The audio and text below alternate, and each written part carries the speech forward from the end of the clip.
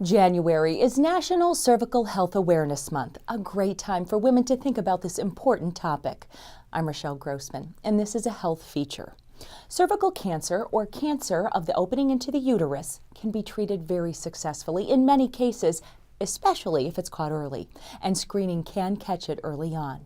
There are two tests used. The first is the Pap test.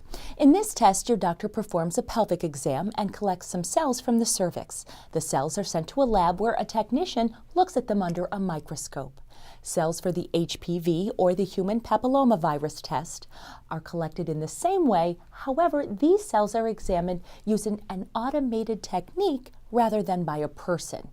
HPV can cause genital warts and cervical cancer.